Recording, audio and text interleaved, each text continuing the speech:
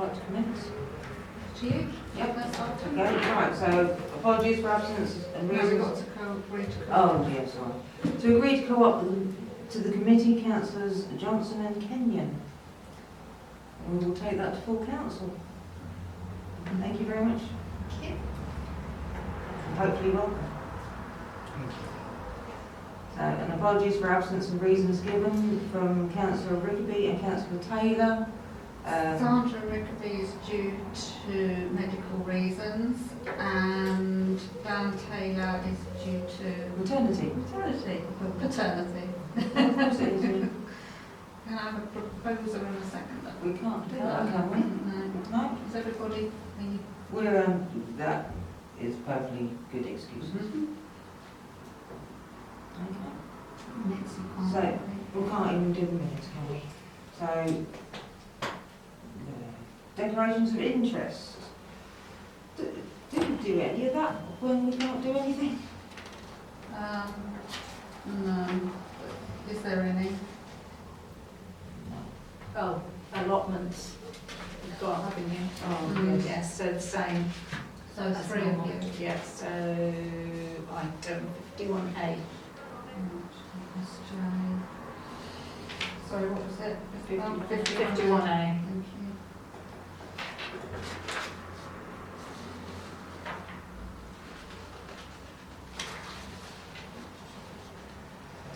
Okay, so, Kurt's report. The only thing I've got to report, which is taken care of really in the new memorial policy, is the memorial masons not adhering to the policy of putting the numbers on the back of headstones or tablets. I think we've got to the bottom of why that's been happening now, so and it is in the memorials policy, so that's the only thing I've got to report. Okay, so we're going to keep corresponding with them. Okay.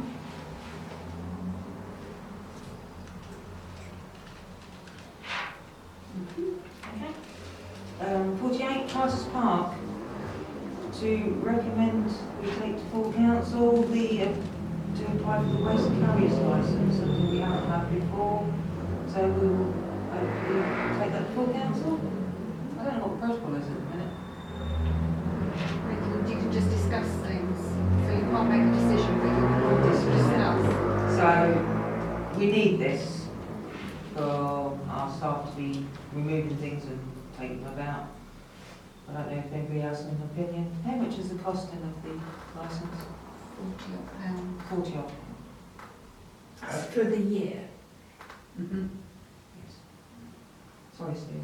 Okay, so applying for a waste carrier licence is obviously something where they would collect waste and then go dispose of it.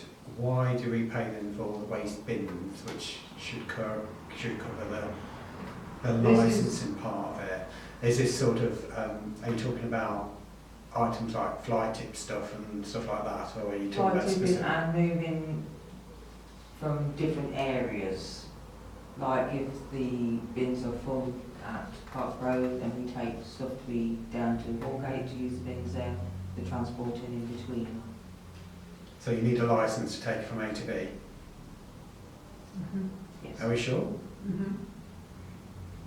Yeah? Okay, and then obviously when we had the fly tip and then it was removed, we put it on one. Yeah, because we took the sofa from Netherfields and Tony dealt with that kindly, didn't Yeah. he? But I thought that you only need the licence if you're actually taking it to a trade tip. Indeed, to take, if you've got any waste, so if they Load into a trailer. if they load grass cuttings or anything into a trailer and move it, that's classed as moving waste. So you need a waste carrier's licence because you're actually carrying waste from one point to another. It's a simple form, very, Environment Agency. okay. I think as well, once we've got that in place, we do then just need to monitor how we are disposing of said waste and where it's being disposed, because that is a bit of an issue that needs to be looked at. Yes. So we'll get the licence first and then see how we're using it. How much is a licence? £40. Is that yearly, you said? 46, got to double check because years ago it used to be biannually, but I think it's now moved to annually. But to make us compliant, it's a small cost. Mm. Okay, thank you. So we'll recommend full council on that one. To recommend to full council about the seeding of the wildflower area once the season is finished. I don't see why that bit goes to full council, to be honest.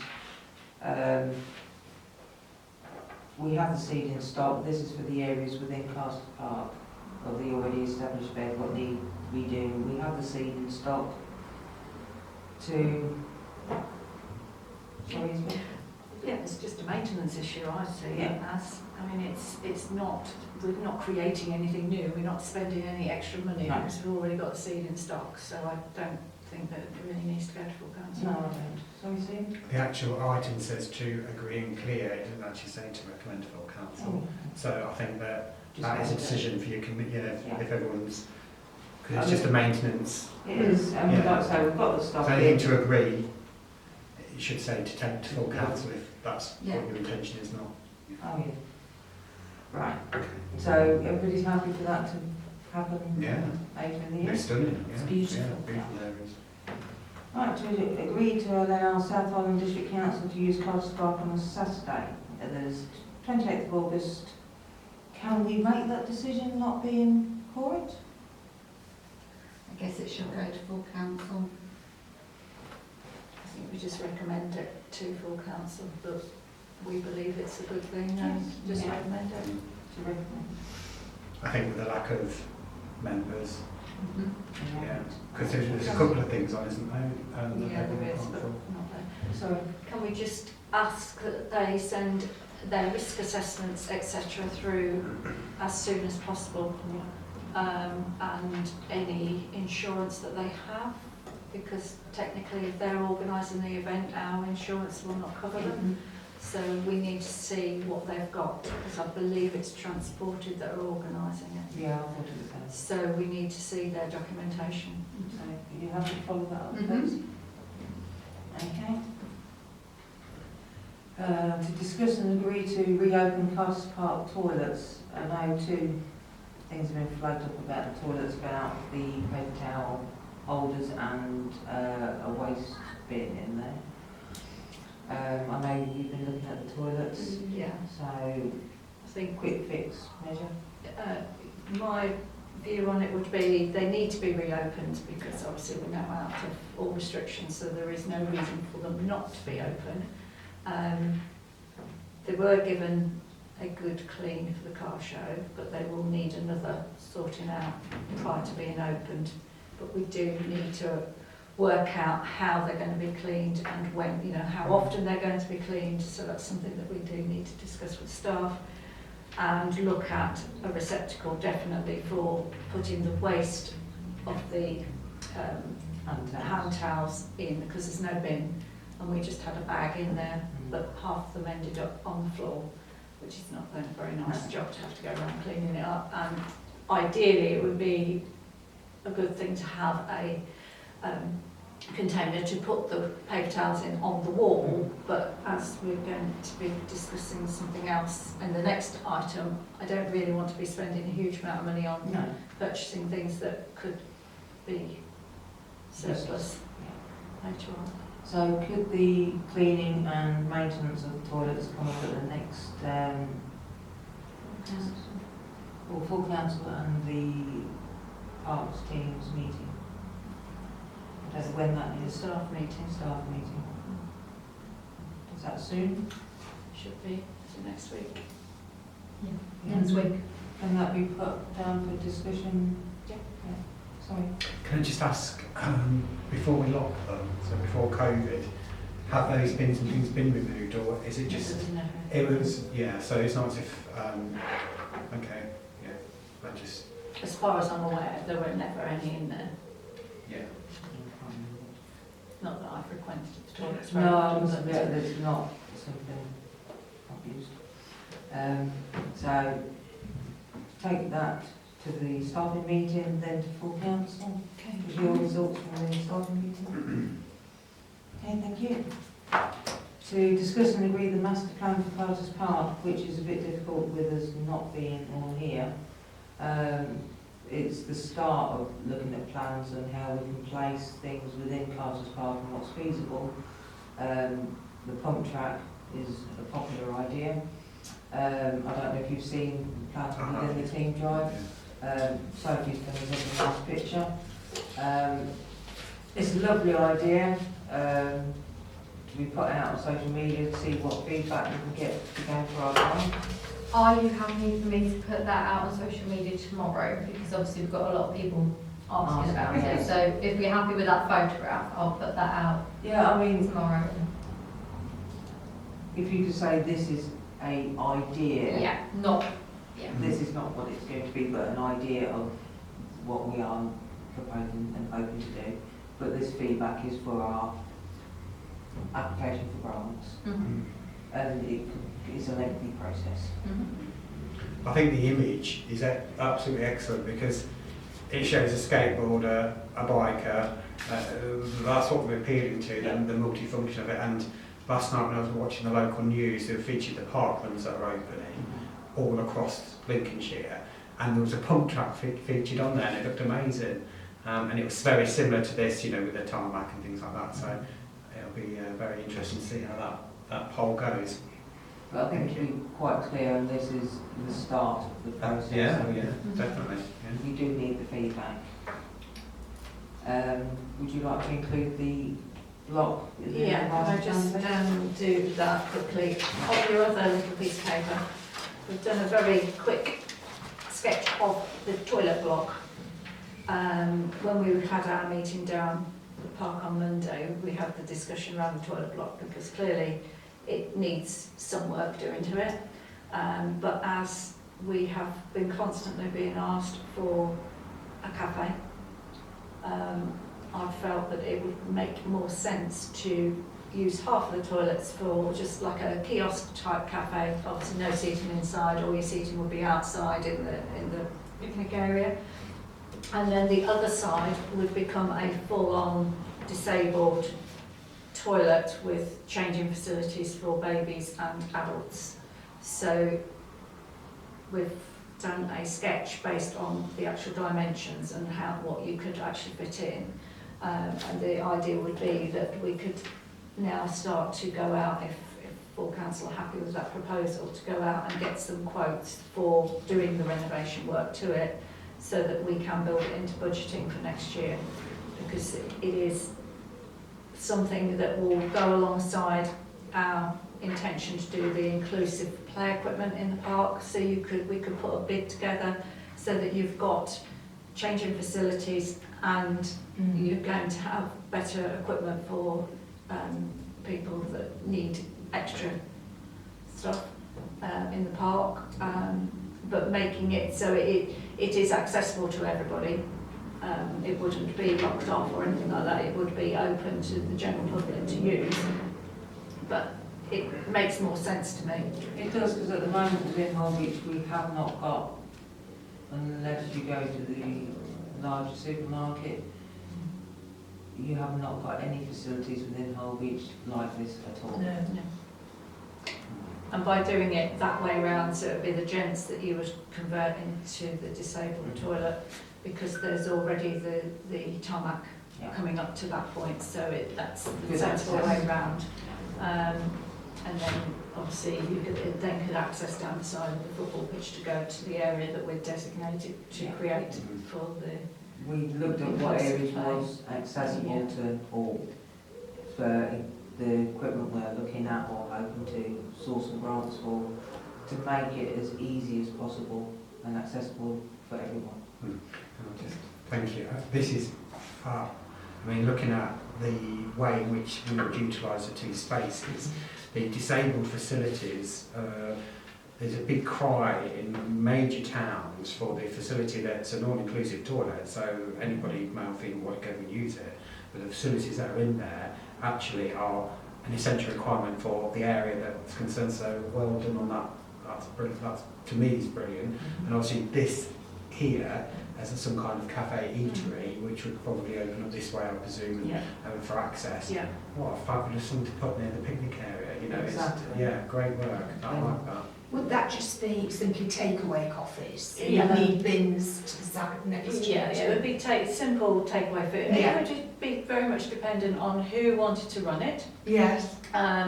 I mean, again, it would give an opportunity to a small business to start up, Yes. Yes. which would be, we could do it at a reasonable rate for them, so that they've not got too many costs to get set up. So it's a win-win, really. And then if they wanted to expand on that, then by all means, they've got the chance to do so. Yes. But at least it's a starting point. So it would make a good takeaway. Very simple, teas, coffees, pop. Sandwiches. Yeah. I think Simple it's things. You have brilliant. to be careful obviously with fruit pep because it being next to a toilet. There's, Be completely separate. Yeah, it's so pretty you have to good. look at it, You can't access. So you wouldn't be able to access it at all. so, but very simple. So being a food place, would they have access to hand washing and toilet facilities within there? Not necessarily toilet facilities, But I think they hand would washing. share. Yeah, okay.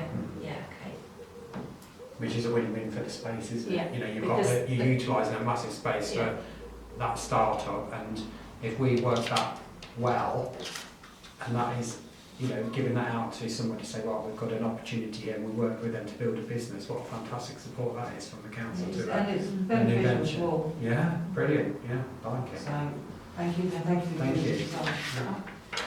this. The other one little thing, obviously after I walk around, I'm looking at the inclusive swing, which is obviously something that we've already said we're going to look at providing. Had another thought after looking at all the different options. A lot of them are you purchase a seat only.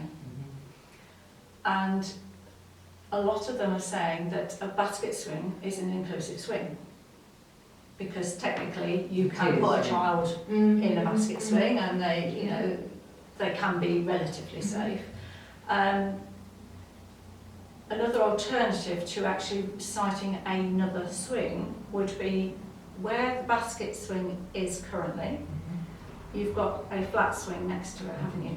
Remove the flat swing, keep it in storage for any time that we need to replace, and put in a swing that is suitable for either a child that needs to be more strapped in or whatever. If we can find something that would fit with that, that would be the other thing that you would have to do would obviously be make a better access to it because the path there is not particularly good, but you could then cut across at an angle across that grassed area that we looked at and put in a new tarmac path.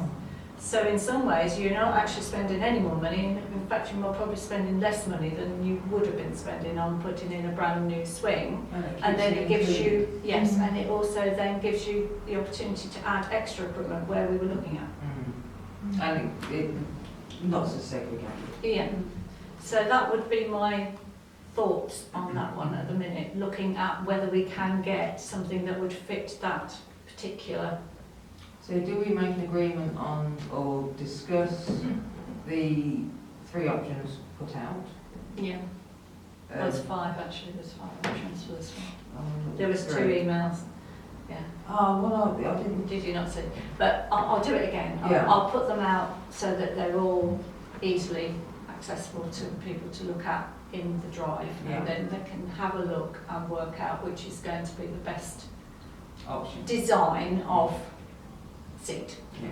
because that's all I'm really interested in, because the actual frame for the swing, you can get that wherever you need it. If we've got what we already need, well, that's great, but if not, we could purchase that separately, because that obviously needs to be, the sturdy part needs to be the actual framework, doesn't it? Yeah. But it's the style of the seat that's really important, and what's going to work. And what's more beneficial for our area, basically? So yeah. So then again, once we've made that decision on which one we're going, or we like the look of, I can start getting comparisons of prices and then start putting together some form of funding scheme for it. Yeah, brilliant. Thank you very much. I mean, Sorry. If we're looking again, great use of something that's existing by utilising a change. There's no reason why we can't reach out to some of our DCs and ask for some of their budget. No, not at all. You know, because they happily support things like that, and I think they'll jump on the back of all-inclusive equipment. And if they do all chip in a little bit, we might be able to do this project and get it done and dusted quite speedily, as opposed to crowdfunding or other avenues, or wait until next year's budget. So it might be worth getting some of our DCs on side. And Then within your inclusive plan for the grants, look at the orbit or the something. As extra things, yeah. yeah, brilliant. Brilliant, thank you. Right, to agree, to recommend to full council, the open pedestrian gate within the large gates of Netherfields. So this is something we discussed at full council last time, you asked to be put on. We'll do a press statement, have an end date. No, this is to No, open a this is- pedestrian yeah. gate within the large gates. So within those large gates, apparently there's a pedestrian gate. Is So leave the large gate shut, but just open the pedestrian gate. That's what Okay. the agenda item is. I didn't know there was a pedestrian gate in. So it's sort of another easing into the whole opening of the gate. So it's, yeah, I think it's. So we're recommending we take that to full council? Okay. I think it's also showing the willingness that we're working towards that goal of the public open forum thing. Yeah. To agree the way to consult the public regarding the opening of the double gates, right? So, we said about placing something with on our Facebook page. I would like also something to go out in the local press as well. Well, as well as this. Yeah, yes, we need to consult with the general public, but I think the most crucial point is we must consult with the people that are directly affected, Yeah. because they need to have an understanding of what the options are.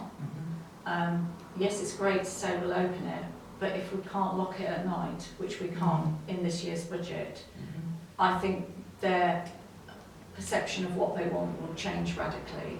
But if they are saying that that's ultimately what they want, then we can look at budgeting for that in next year's budget. So I think really for those people it is about either door knocking or a letter through the door. Because and stating this, we'll hopefully do it as a trial period for a start, to see how it goes, so that they know it's flexible and if something does happen, we can close.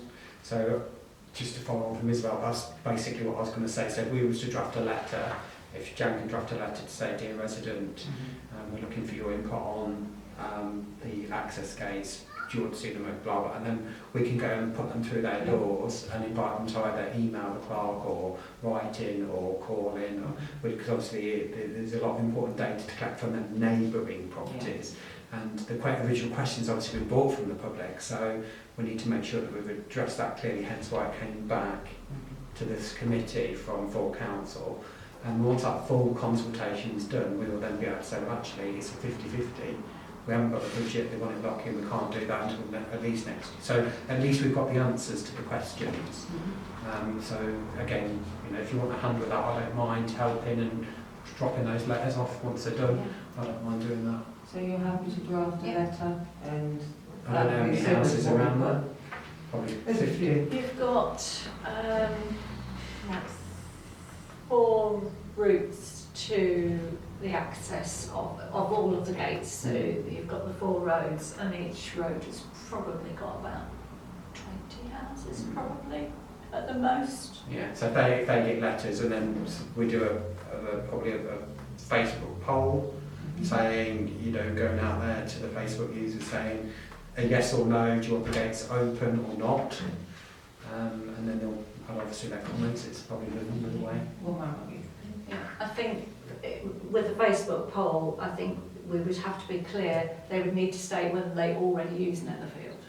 Because if you're just asking people generally, do you want these gates open or shut, you're going to get all and sundry that never even go down there saying, oh, we want them open. Yeah, Well, it exactly. needs to be people that are actually using these facilities, what do they want and what's the reasoning behind it?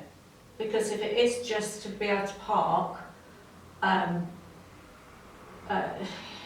to walk the dog, is that a good enough reason to leave them open all the time? I would like, yeah, I don't want a yes or no. No, we need I to would have like detail. A detail, you know, a bit of feedback on why and they would prefer vehicle access. I've had several comments, and we've had some comments recently online about how they would use the car park, and they would like to use the car park, but proper feedback, yes, not yes and no. Yeah. So, not a survey monkey, but if we could say, you know, why do you think this would benefit? And do it that way. And what you draft in the letter is what we put out the press and on Facebook. How many letters? Did you say 20? No, About road. 60. Yeah. 60? Yeah, I would say, yeah. Okay.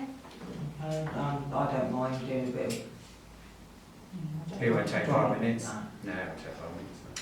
It's not worth having a survey slip on the end of the letter, is it? Sorry. Oh, yes, sorry. It's not worth having a survey slip on the end of the letter, is it? You could do, but if people care about it that much, they will ring in, they Right. will writing or Yeah. an email. I don't know, you could do. I haven't even thought about it. I haven't seen one of them for a long time. Well, Jan's going to be the one that's looking after the replies, so it's if she wants an email in or bits of paper coming through the door, well, It's got to be dealt with, whatever, isn't it? yeah, so, Yeah, I'll do that, yeah. yeah. With not just yes or no or reasons.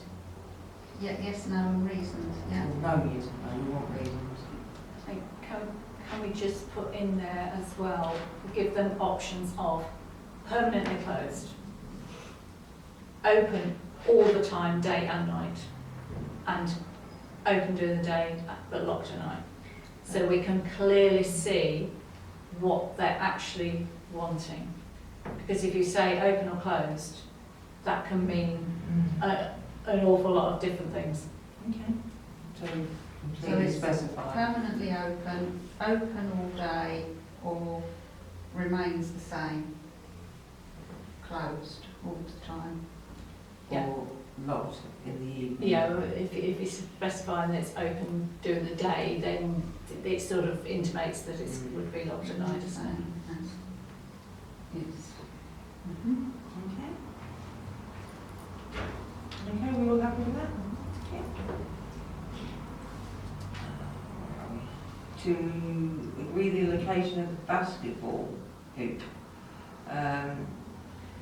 I've already had some feedback about the basketball hoop by a resident who's seen it in the Everfields. Sorry, it's not. Yeah, I mean, it was taken down from the park where initially when COVID started. Okay. Don't ask me really why, but it was. And then within discussions with myself, Kelly and Parks Manager, we decided that as there's already the other two basketball hoops at the other end with goals, that actually it's in a bit of a strange place where it was. It didn't really fit with anything, it's just in the middle of nowhere, and it would be sensible to think about it somewhere else, which we mooted the idea of Netherfield, but we didn't actually think about where it could go. Thinking about it logically, you either got to create a piece of hard standing for it in Netherfield, or you've got to use the hard standing you've already got. But that is then going to be very close to people's housing, so that would not work.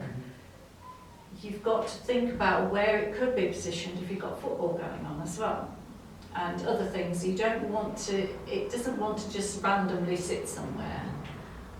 The only other thing I thought of as a possibility is Holby Churn playing field. Okay. You have got the old tennis court area, which is hard standing and sitting there doing absolutely nothing. If we can't find a position for it that would be suitable within the town, would it be worth offering for it to go there. I think that's a nice idea. As an extra thing in the villages, because they've got hard standing sitting there. It's not actually being used for anything else, that area. It's still got some fencing around it, so it's not going to cause an awful lot of problems because of where it is.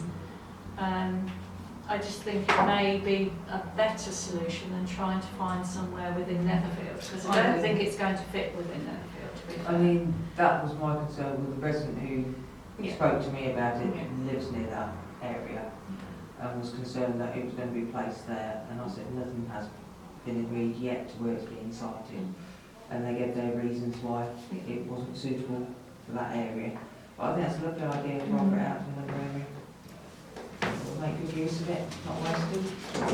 So we speak to the village hall committee. If we take it to full council for approval, that we offer it to.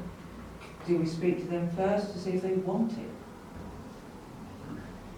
You could probably mooch the idea Yeah. before our meeting. Could be a plan.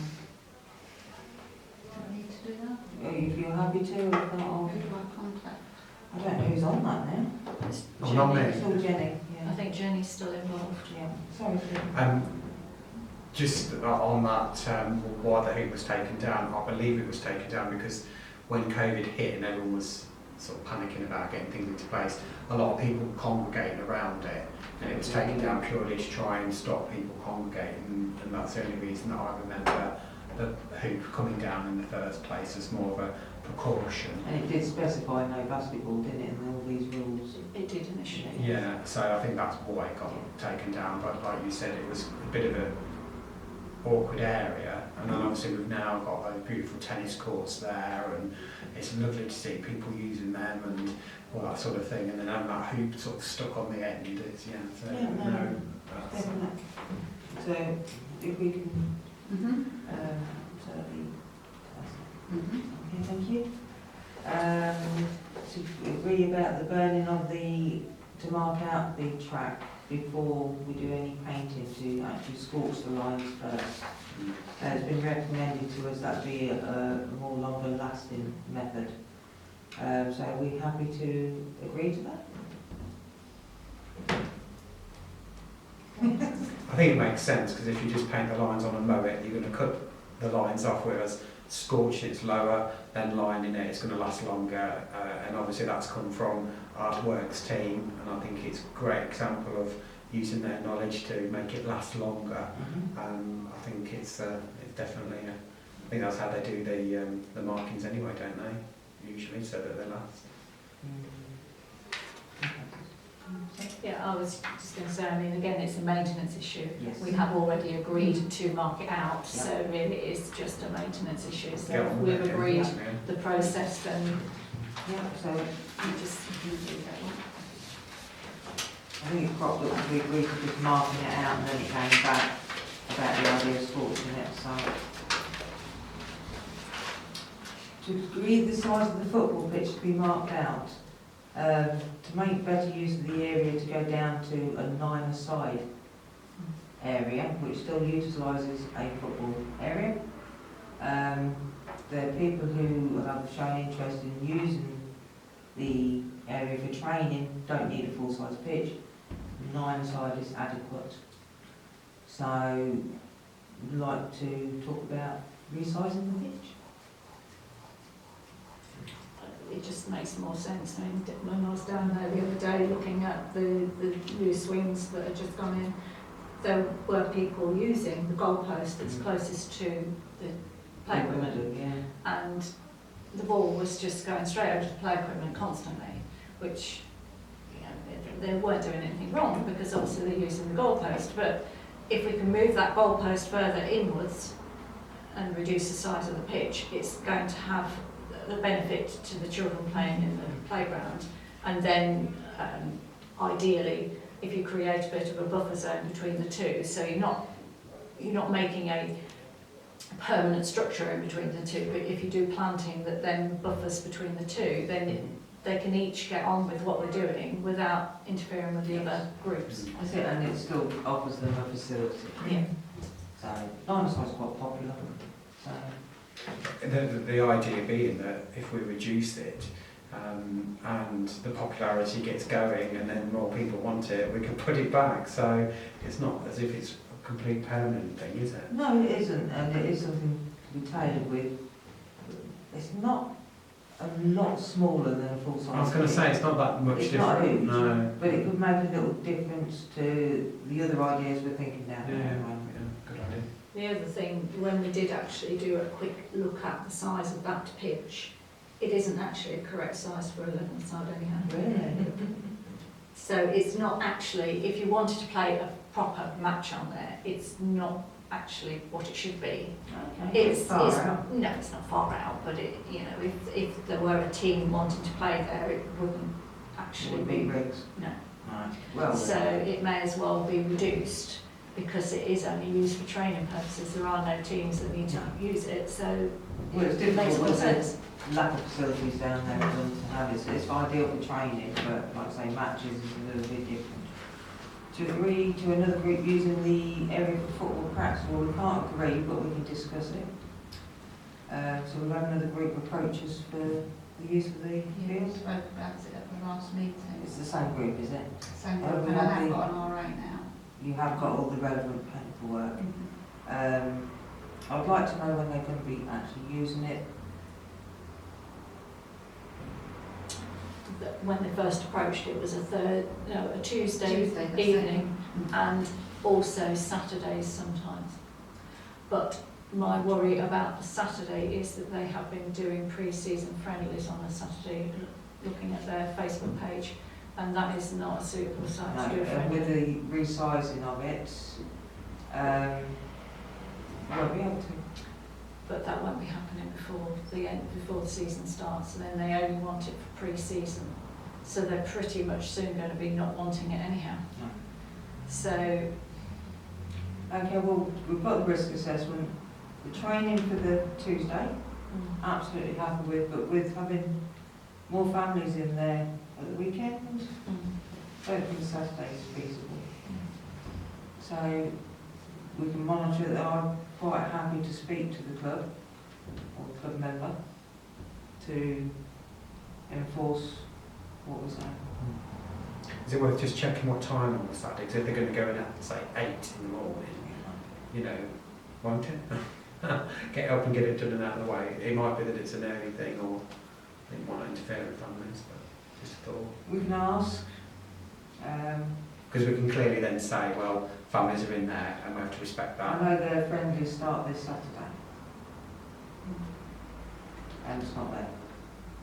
So, Is this something we get revenue for, or is it just a free space that anybody can use? They're just asking. at If the they can have moment, it. we're doing it. I mean, these people, when they're practicing that, don't pay subs. Right. When we start looking at other things that people are charging, then we're going to look at something possibly next year of a small donation, Okay. depending on what they're using it for, how many are using it, and what they're charging. And what's the situation if they have accidents on the pitch? They have to do their own risk assessment and they have their own insurance. Okay. Thank you. Okay. So we're all happy with that? Are you taking that to full council and making that decision now? Well, we can't do anything at the minute, can we? To be fair, I think, we have discussed it, and the only reason we were waiting was because we wanted clarification as to why they wanted to use it, and they hadn't sent in their paperwork. So we had sort of agreed at our previous meeting that in principle we were happy. So I think really, because we are so close to their end of their pre-season, I think we need to go back to them fairly swiftly, because they'll soon be finished, won't they? Yeah. Will you speak to them? Yes, I can speak to them.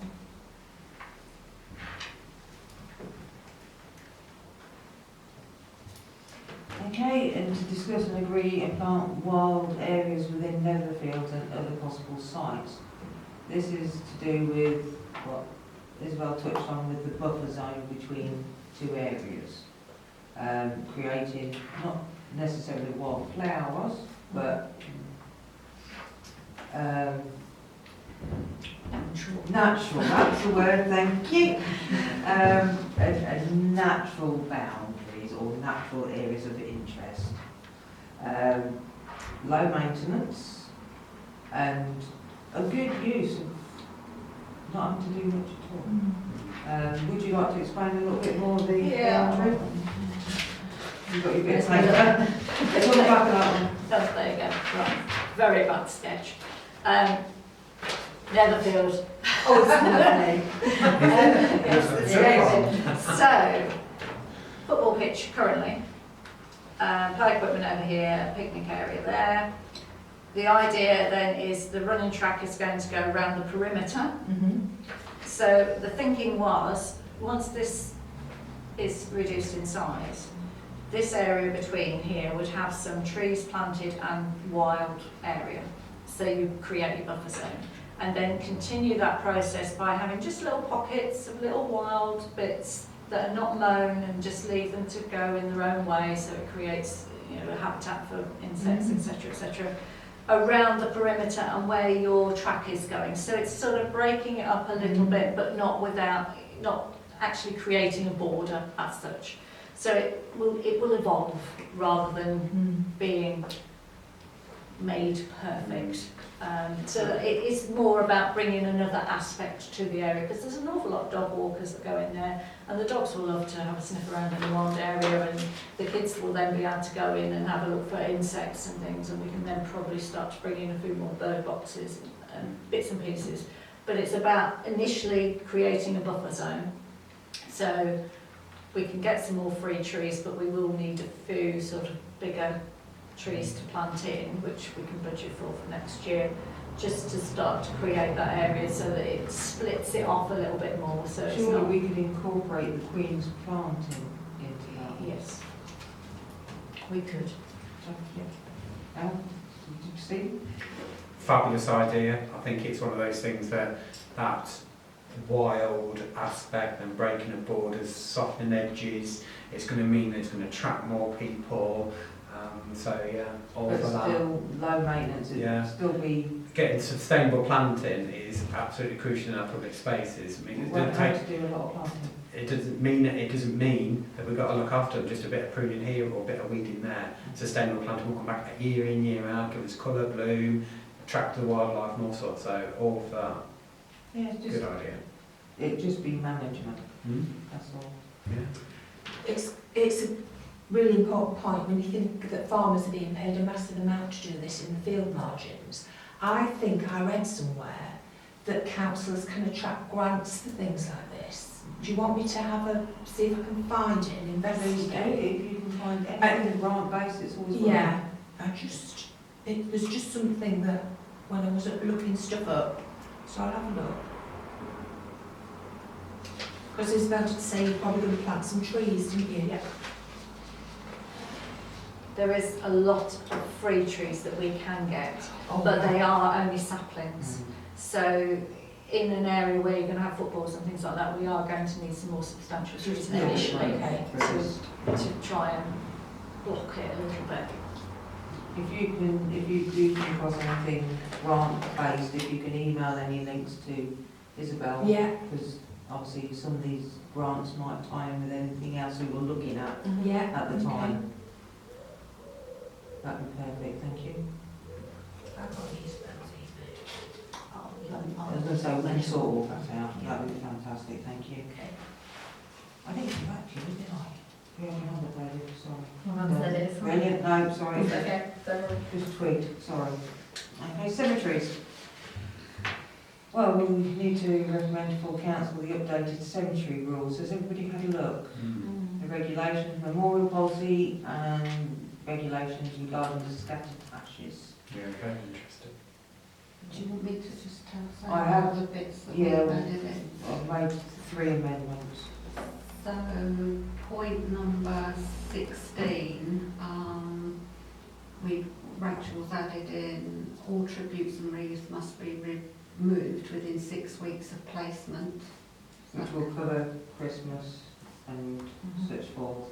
And if after that time our teams will have to remove, we're okay to do that. Point 17, about being staked and banded, the owner of the exclusive right of burial formed, and then we've put by whichever means is available to Hobridge Parish Council.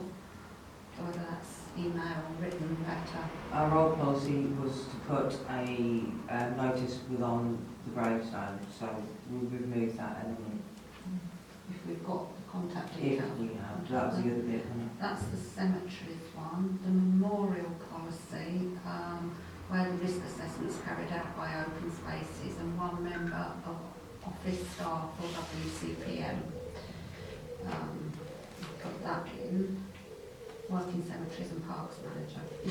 And the other bit was to, that was on the exclusive rights of burial, should we accept it, was That's on our, the other bit. the documentation that's on the software we use, we've added in, what was it? How to ensure that the people, the owners of the inclusive rights of burial, it's up to them to ensure they keep their contact details up to date. But that's within the paperwork that comes off when the grant is made. Okay. So are we happy to recommend these policies to full council? Yeah. Yeah? Okay. To discuss and agree to recommend full council to increase and alter the cemetery fees. We've been looking at them and they do need updating. Has anybody got any concerns or questions they would like? Looking at the historical nature of it, it's about time that there was aligned really with regards to the county. So I think the fact find was that we were, maybe undercharging but not going the other way. So something reasonable, reasonable increase after all this time is essential really, because obviously we're looking to do all these extra things in these areas to make them lovely and all that sort of stuff. But the fees are so low. It's so low, but we don't want to. We've just got to be increased to come in line. In Really. proportion. Yes. Sorry, Isabel. My only comment is around the what we do as a reservation, which is incorrect. So now we're going to have to go through all of those and get that moved over to the exclusive right of burial. So we've got to initially think about a burial fee and also the exclusive right fee, and the two together obviously is the full cost of the burial. Where we have, I don't know whether we have actually got any people that have reserved for 50 years, have we? Don't believe we have. Right, okay. There is one particular family which I know have been in touch with you and they've been in touch with me, whereby their child died back in 1999. And both mother and father have obviously wanted to reserve plots with their child. Now they have been paying that and they have brought it up on several occasions and nothing's ever been sorted out. So with doing the exclusive right to burial, then they would have been covered by that if we'd have been doing it at the time. This is something I was going to touch on in the next piece. And it's we've just got to pitch it right, because obviously really they've actually now paid as much as they need to pay really. In fact, they're probably overpaid. Yes.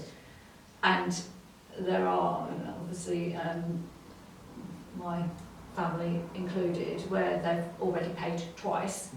So again, it's just getting that amount set right, and so it's not going to cause too much hassle for our office staff to try and sort it all out, and also make it a reasonable rate that people don't feel that all of a sudden our rates have gone sky high.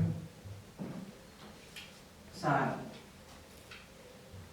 do you want to cover the exclusive rights to burial all in one go with this now? I think we need to, because they go hand in hand. They do.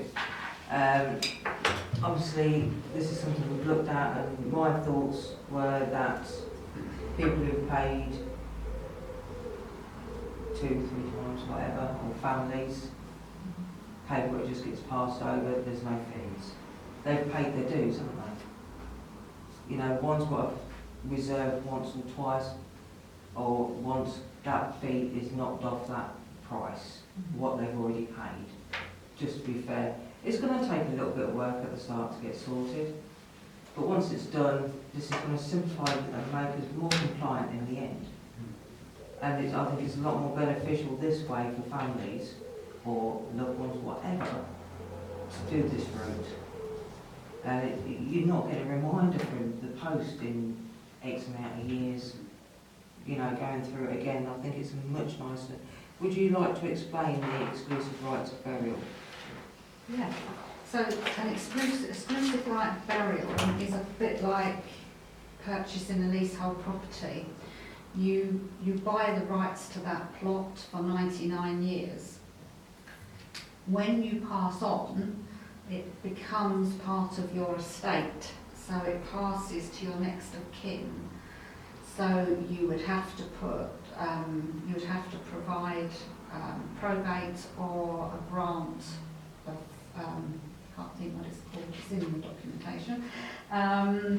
In order, you'd supply that to the parish council, and then for a charge of £20, we would issue the exclusive right of burial into the new grantee. It's important that we keep up to date with everybody, and the recommendation is writing to people or preferably emailing them on a 5-year cycle, just to make sure we're up to date with everybody's paperwork. The reservation system is very 50 years old and not something that's generally used these days. So it would be to replace those reservations with an exclusive right of burial. If you pass away without an exclusive right of burial, then you have to buy one plus the interment fee. Because at the moment it's done in a very unfair way, because if you've got a plot already, and it's a reservation in this case, and you pass away, you've paid for your plot and then you pay £150 to be interred. But if you pass away without a reservation, you pay £150 including the plot. So it is rather an unfair system currently. So I've researched many councils, and I can't find anyone that does it the way we do it. Has anybody got? It's me waiting away. First of all, it is a very sort of sensitive topic, and the thought of thinking about reserving a plot in a cemetery and things is really going to touch a nerve for people that are suffering and maybe still grieving. And I think that if we are aligning to make sure that they don't pay any more than they would do on the new system, then it shouldn't really upset them too much, bearing in mind that they've already paid their dues, as you said, Rachel. And for everybody else, the likes of me that's not even thought of it, for instance, and I've not reserved a plot and I've not got anything like that, to me it's not going to be a shock to think that I've got to pay X amount of money for that reservation fee, because I don't know about it. So I think it's a great example here of bringing things in line, being transparent about it, looking after those that are still grieving or have got reservations and things like that. But to bring it in line and in sync is probably the best practice that we can provide to our I think it's parishioners. beneficial for anybody who also loses a child young or parents young. You know, to stop having to keep reserving your plot. Yeah, You want that security. it's got to be done, and I do like your approach. I think that, you know, as a council we should be embracing that and aligning it. And your thoughts on, obviously, people who have already paid their first 7 years or their second 7 years or their third, we deduct that from that total? Yes, exactly. So they don't pay any more, and if they've overpaid, then we sort that out. I hadn't got that far. I don't think you'll actually get anybody that's particularly overpaid, because even if they'd paid more in total for the exclusive right, you could then deduct it off of the actual burial fee, so that when they actually Yes. comes the time of burial, rather than having to pay back, Yeah. It's on an account, so it's ready, so the burial fee would be reduced at the time, because we don't know what the burial fee would be at the time that they were actually needing to be buried, but if they'd say got £50 left in credit, you just take that off of. So, Being very fair. and also, obviously, it highlights on there about being out of parish. At the moment, we only double the, which bit? So we double the That's reservation, we double the interment of ashes, and we double the interment fee. But all the other councils double the headstones and tablets and vases. So they do it across the board. So Do we stick to what we already do? Or look at the whole package? The whole package as far as I'm concerned. Yeah. It's across the board.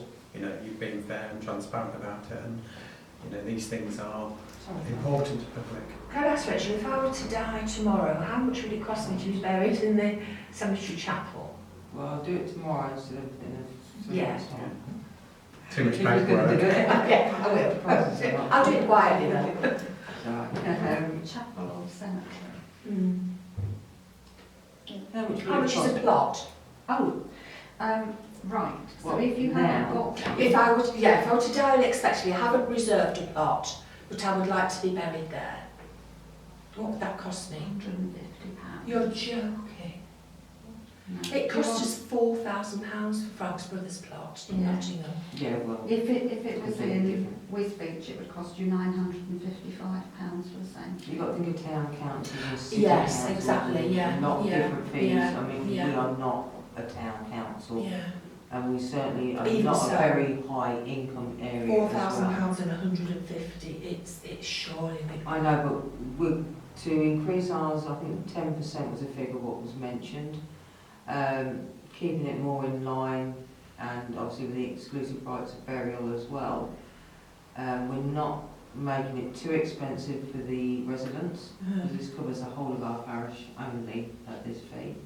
If you are from without the outside areas, then it is double. So it's different then. But I think we're still being fair to our residents in this area without being silly. But obviously we can't make losses on the cemetery. They need to tick over. So are we agreed to take both issues to full council? Is it recommended that we take them to full council? I definitely recommend that we take it to full council. I would suggest that we come up with some sort of figures that we are proposing to them. Yeah. Because as we're 10%. going to go round and round in circles, I think people will need to understand what the total cost would be. 10% on the figures we have here. Yeah, but then you still need to decide what your exclusive right of burial is going to cost. I thought you gave me a figure for that. No, I didn't. I just put in that Long Sutton is £200, so I was just thinking. £200. Mm. Yeah. That sounds fair. Yeah, £200. Is that the exclusive burial thing? Yeah, so you pay that, so if you're 9 years. For 9 years, and then your interment fee is 150. Because that's still not a lot, is it? Yeah, but looking at putting that up by 10%. That's still not a lot. Still not a lot. I don't Considering- want to go too high. No, considering Long Sutton is currently 180. Yeah, but then if you look at their interment of ashes, Yeah. they're very swings and roundabouts Mm. on theirs, and I think if we just do a set 10% on all our figures, it keeps us better. My only other point then would be, I know we're saying that we don't believe that there's any the 50 years which we'd had, but that was a price of £400. So if you're saying that for 50 years we were going to be charging £400, if you're saying £200 for exclusive right plus 165 for your burial, then you're only 365, aren't you? So I would have thought I would have pitched it closer to that £400 mark for me. It's not a great deal of money. It's not nowadays. I mean, the death grant, I think, runs into thousands, doesn't it? So for the interment, what sort of figures are you thinking? If you're going to start for your exclusive right at £200, I would think that you could increase that to 175, I would have thought. Possibly even 180, so you're in line with Long Sutton. But I would have thought certainly 175 would be an acceptable increase, considering. It's only £25, isn't it? Well, that's roughly, I mean, with our 10%, that brought us up to, what was it? I can't remember. 165. Yeah, 165. 165. So you're not increasing it significantly, but you're closer to that £400 mark, aren't you? So right, interment 175 and the interment of ashes. So you've next got the interment of a person under 16. Isn't that free? Under 12 months is free. Yeah. Is that children? £30 currently.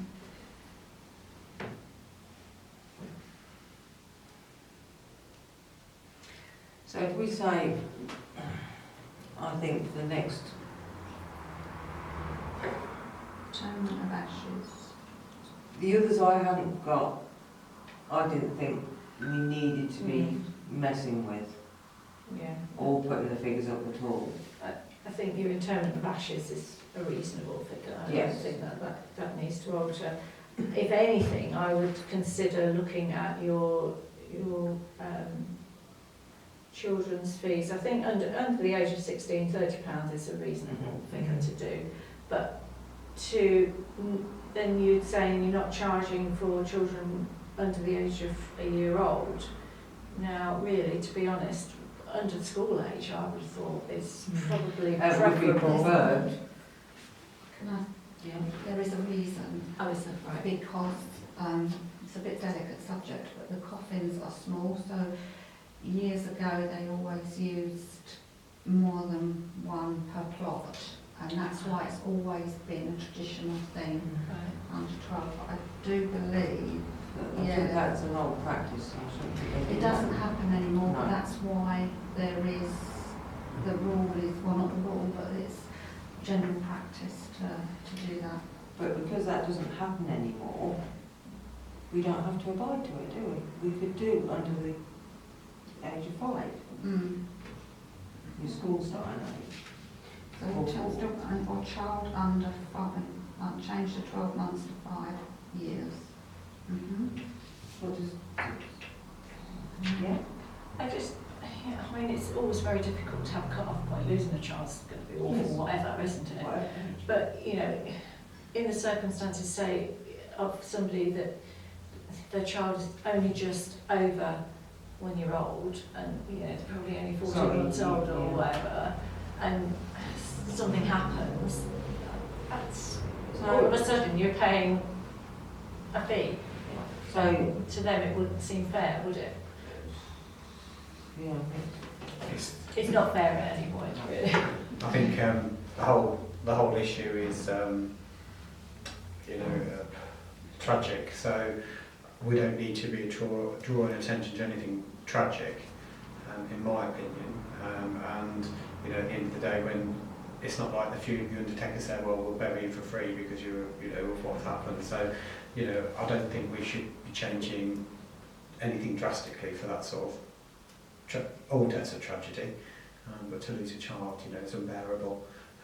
So. but we could do our little bit by going that little bit more on the age. Yeah, I think you're quite right. Like when you get into school, because there's been some tragic incidents, and if they happen, we don't want to be adding anything. No, I'd like to leave the, obviously, sorry. It doesn't matter what your cut-off is, you're always going to have You're gonna another have child who was yeah. just over that age. So I mean, But I think we could lengthen our other one, which I think would be nice. I would like to leave the under 16 as it is, and then obviously, where we go? Change that to 5 years. Yeah, change that to 5. Interment of ashes, leave at £70. That's, I don't know, this is just a hard one to put figures on, I mean, if I'm away, everybody be only for free. So I'm not the best person to be asking on this stuff. So, Are we happy on the £70 for the interment fees? Thank you. Got search fees, I don't think we charge them. Have you ever had to do any search? I did one the other day, somebody asked me a question, but it's How long did it take? 2 or 3 minutes. Are we happy to waiver search fees? Well, I think we leave it as it is, because if you get one that's very complicated, you know, it's time, isn't it? Mm-hmm. So So leave leave it it as as it it is. is. And then we got it's this one then. Headstone. headstone inscription.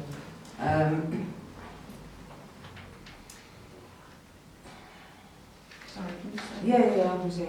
I'm just trying to think more words. That's down at £80 at the moment. It's your headstone and inscription. It's,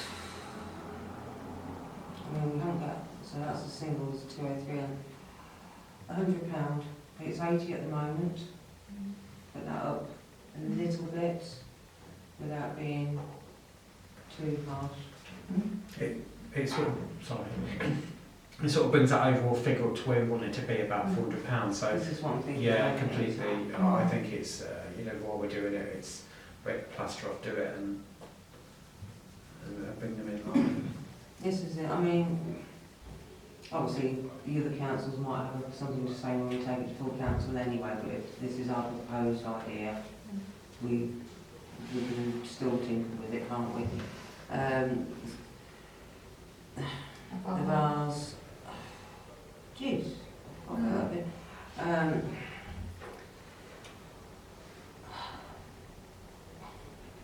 I could not charge £100 per vase on a grey.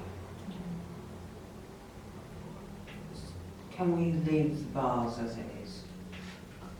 I would have no problem with leaving the vase as it is, because most people don't actually have a vase. You just lay flowers up in a jar. Yeah. And a do lot they? have it built into They have it it. built into the headstone Yeah. if they're going to do it, so I don't think it's really an issue. And then we're going on to tablet, and that's the stone, isn't it? Yeah. Small stone placed on top. Leave that as it is. I think that's all we need to. The only things I really think we needed to address was the interment, the ages, and obviously the inscription, and obviously the exclusive right of burial. I mean,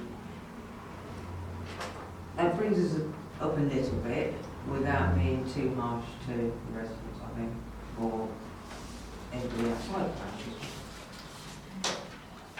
And to set a date for when this, obviously was put to full council, but our recommended date after discussing this with clerk, I think is the 1st of October. November. Was it November? I can't remember. October. No, October. That gives time for obviously all stonemasons and undertakers to be notified after, and obviously anybody who's got things in progress at the time. So is that a reasonable date for people? Yeah. So we recommend that if they accept any changes to put forward the 1st of November 2021. No scope. Okay, thank you very much. So item C now is no longer relevant because that is all covered under our exclusive rights of burial now. So that's not needed. Everybody happy with that? Yeah. The allotments, an update on the asbestos at Battersfield Lane. We had a consultation today. We've got another one tomorrow, and you're still chasing up a third, aren't you? Possibly Monday, Friday afternoon. Possibly soon. And when we have all the figures in, that will be took to full council. Okay, but it is all in hand. Okay, to discuss and I can't agree to recommend to full council the work required to the roadway in Dobbs Road. Yourself, Stephen and Dan went and had a look. It needs some addressing, doesn't it? So what are we going to recommend to full council? Would you like to input on these? Yeah, so we went down there to have a look as the we had a concern that vehicle access was inaccessible to plots going down, and we decided to go and have a little side inspection just to see, and there's clearly some heavy use to the roadways. It's not a proper roadway, it's just a track. So there's not an official highway as such or roadway, it's just a track that's been hammered. And some of the holes have been filled in with rubble over the past. But that's quite dangerous to raise, there's trip hazards everywhere. And obviously allotment people are making the way down there and they're doing what they do, and that's great. But the safety for the people using it has deteriorated, and I think that's over a span of time. So realistically that should have been flagged up a while ago to say the state of the access that we were providing, although it's not an official road. Obviously we are still responsible. When we had gone, there had been some bad weather, so there was big dips and lots of water. We nearly had a sort of little dippy moment. We didn't push Jan in there, did we? But it was just showing how difficult it was, and you would need a good 4x4. A car would never, it would get stuck and all that sorts of stuff. So we do need to look at what we're going to do. I did ask to see whether the finance chair could have a look at what income was coming in from allotment rents to see whether that surplus is being swished away, whether we could grab some back to do temporary fixes. I've not heard any updates on that yet, which I'm sure you'll get to. But it's one of those things where we cannot leave it. It is, although there's no road, it's dangerous, and basically the actual danger is to members of the public, and that is on their land. So we do need to look at it, and it's going to take some filling, and it's going to need a proper, good look at. And we also wanted to double check what the leases were for the plot holders down there, and what they can and cannot do, because obviously if heavy machinery is going over it and it's caused the issue, but it says in the lease that they can't take heavy machinery, we need to address that. But again, it's historical, we don't know, those leases are years old, etc, etc, etc. But that was a summary of our inspection. Okay, I was going to try and trace see if the tenant has got a lease. I can approach the tenant. If you could, please.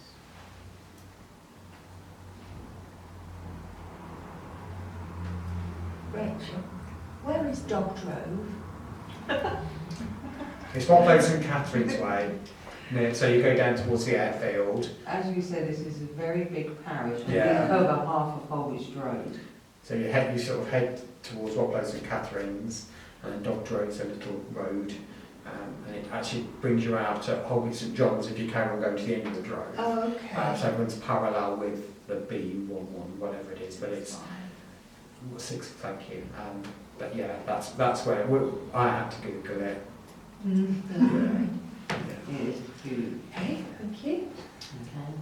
So that's something to follow. Can I just ask, if we can't locate any leases, are we going to look to create new leases? We'll have to. Because we do need to have something in place, and if they can't show us that they have got a lease and we can't find them within our documentations, were there ever any leases officially, or was it just, oh yes, you can have that piece of land? I don't know how long that tenant has been on. No, I think we do need to.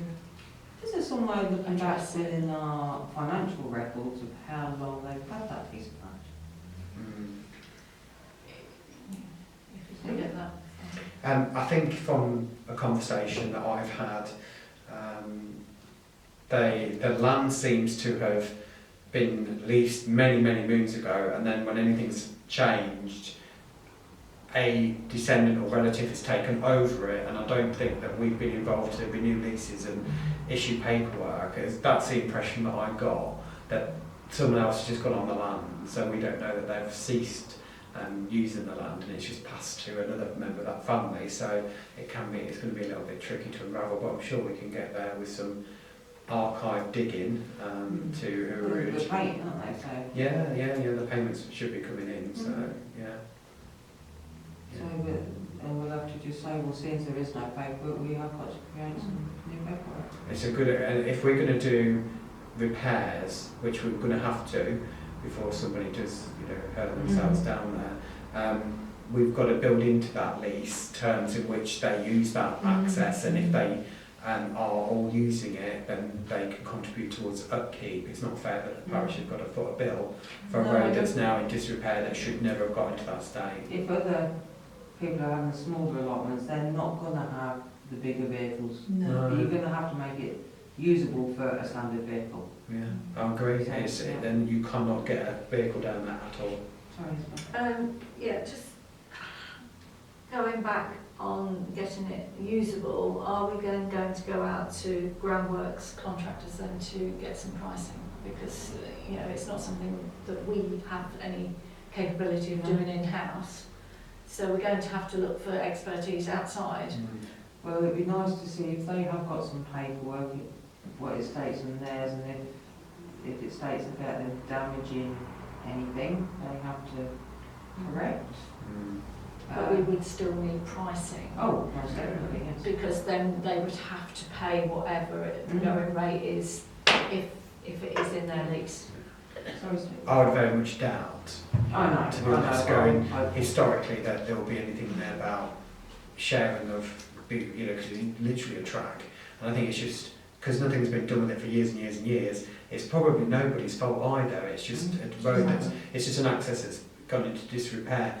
Dan made a comment on the inspection to say that because of how they've tried to keep it going, if they'd come to us, we would have been brought to our attention sooner.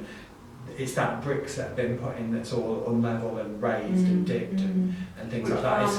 It's going to need to be flattened and sort of whacked down and then sorted out.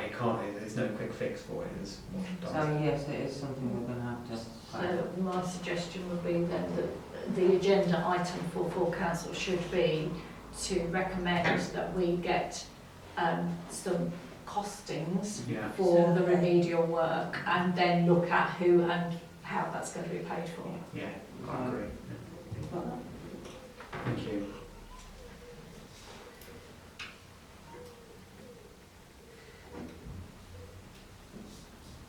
Okay. Okay. Nature reserve. To agree to cut the bushes within the nature reserve to allow more space for the ducks. Does need a bit of tidy up in there. And if we could put that forward for the, I can't remember the full title. WCPM for their work schedule, please. I remember that we had a nature or wildlife survey done down there about the voles and things like that. So we just have to respect. You do, it just needs a little bit of time. And a bit of trimming and stuff, I'm sure Tony's going to be well happy to do. And the other bit on the nature reserve is how it encroaches onto the footpath. That's always been a bit of a contemporary thing because obviously we just had a massive growth season, and I think Tony's always taken that back a little bit, hasn't he, so that the footpath's clear and people with buckets and stuff are not hanging onto the road and things. Needs a little bit of TLC down there at the minute, so if that can be added onto the W. So, yeah, please. If you put it there. Very careful. Okay, to discuss how the duck rescue people can access the nature reserve when there's injured ducks. Obviously not keen on people going over the gates for obvious reasons. I know Isabel kindly offered to open up when required, but that's not fair on one person when it could be 3 in the morning. It won't be 3. But you know what I mean, it could be any time, because I know the people in question and they would go down there at any time. So we've got to address this problem. So Cheryl's been in touch with me with regards, she's just done a rescue on the duck that had a funny foot, and she's got it, well, no, it's, I don't know what it is, but she's given it some TLC, it's on antibiotics and all sorts. So she told me that previously the chair of the nature reserve was allowing access as and when she needed it. But she's had trouble catching this duck, so it's taken her a couple of 3 weeks because he would go out on teaser, I think, and go onto the lake and all that sort of stuff. Obviously surviving quite well then. Well, yeah, it just needs these tiny little things sorted out. So is it something that we could look at? We've already talked about, just back to Netherfield, so people with permission were able to access the gates with a key. Yes. Is this something that we can then say to Cheryl that we can, on her own merit, she could be awarded the key to use to rescue a dog, but she needs to be adequately covering herself? I mean, my concern is obviously there's a lot more added danger at the nature reserve than there is in Netherfield. Oh, definitely, yeah, definitely. And we are responsible for the nature reserve. I would want some sort of, not waiver form, but sign permission that she will take responsibility. Yeah, I think it's important that we do cease the jumping over the gate Exactly. for her own benefit, because if she did fall Not and just hit her that, head, other people seen her doing it. yeah. But So- it seemed reasonable. Where there's open water, and I know it's shallow at the start, but It we've is. always got that potential. I don't think one person should be in there alone. I mean, there's a 40-foot drop in there, so it's a serious bit of water in there.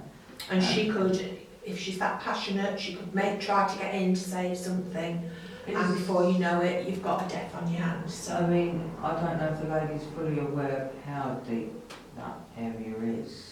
Yeah, I'm not aware of any kind of official that she had with the previous chair, but obviously there was something official that she thought, and she came to me about it as chair of the council. We're And I starting said, fresh. yeah, and I said I didn't know, but I think it would be better to put them ground rules out now, just in case. And you know, she rescues all over the place, Oh, so I'm right. sure she would agree to a waiver, and that she don't go in there alone type thing. And we, you know, there's enough local people to instill into her and ourselves saying how deep that water is. I mean, she's not a dark lady. No, She must know that that is some serious bit of water there. And yes, there is a shelf, but once you get off that shelf, it is a sheer drop. So it's very deceptive. but my concern would be, even if you put a waiver in place and there is a tragedy, as the parish council, we're still responsible. But I think if we've outlined all the risks and she takes responsibility for herself, Would that be legal and binding, do you think? that bit I do not know. But what else can we do to ensure this so that we can still help our wildlife out and keep it locked for other residents and safety, but still, because I mean it's not nice when people walk by and see a duck in distress. No. So there's got to be some sort of happy medium. But I still think somebody on their own, especially if she's going in at night. She doesn't tend to be out on her own, does she? Whether it's with her partner or another support. So we can't enforce her to go in there with somebody because we wouldn't know. Can I just make one observation? Is that she's very passionate about rescuing these. If we was to air our concerns and say, no you can't, she'll go and do it, because I would do the same. Yeah. So My concern working- is protecting the parish council. mine too, but you know, the idea being that if we set up a working relationship and she knows that, you know, we're going to allow her the key for access and she's got her own responsibilities and she's signed a document with us and she'll go in twos as a safety measure, which I think is reasonable. I think, you know, it prevents something much worse. We've also got, on the other hand, you know, if that gate was, say they've got the duck and forgot to lock it, and then you've got someone going in there, so, you know, there's a lot of responsibility, and I think she'll be absolutely fine with that responsibility, but if we was to say no or you can't, it would still happen. So it's, whichever way we look at it, we just got to There's safeguard. nothing wrong with us having a proper talk with her. No. No. A proper meeting, official, and I think, you know, it'd be quite nice engagement as well, because obviously we're rescuing the wildlife. From a health and safety point of view, happy with it? think we probably just need to look into the legalities of any signed document, because if the worst did happen and there was a tragedy, we would just need to make sure that we haven't done anything wrong. And insurance. And insurance, yeah. Because obviously it's a good idea doing the waiver, but whatever document needs to be drawn up, it does need to be legally Yeah. correct. Probably best not to have it. Yeah. Okay, that's fine. As long as we've seen to be spoken to her and it's something. Yeah. I mean, she'd have to sign for a key anyway. I was just a, I knew nothing about this. I didn't know that she'd had access or any previous rescues down there. And I remember that at parish meetings. I think, oh, that's lovely, but I can't remember it ever being discussed, which is also a little bit scary for me, because surely we should have all known about it, and the great work obviously that she does is out there, it's on Facebook, but why it wasn't brought to full council, I do not know. That I can't answer. No. So, Let's get it sorted then. yeah, basically, starting afresh. But, shall we liaise a meeting with said lady? Yeah, I'm happy to do that. And you're happy to do that? Yeah, I'm Do it happy to here? do that, yeah. With Joan. Yeah, are you happy with that? Mhm. Yeah. And if you want to look at the legality of a waiver, or any wording that we might get from Peninsula, I mean, there must have- we can be prepared and... Yeah. There's got to be some rules for volunteers on this scope anyway, Mm-hmm. Yeah. or volunteer key holders as well. That can do different things, isn't it? Yeah. So, because obviously we was on about if groups had keys, they could return them. So you keep it for 3 o'clock. Yeah. So she'd be keeping this key permanent, so it's a bit of a different thing. So, Yeah. okay, so if you'd like to set up a meeting, I'm sure Stephen will give you her contact details, or if you would like to. Yeah, I can give you a I shower, think I've got them, but Yeah. you've got them. Okay, right. Sort that with you, yeah. So items for discussion and agenda items requests. I do have one. Question.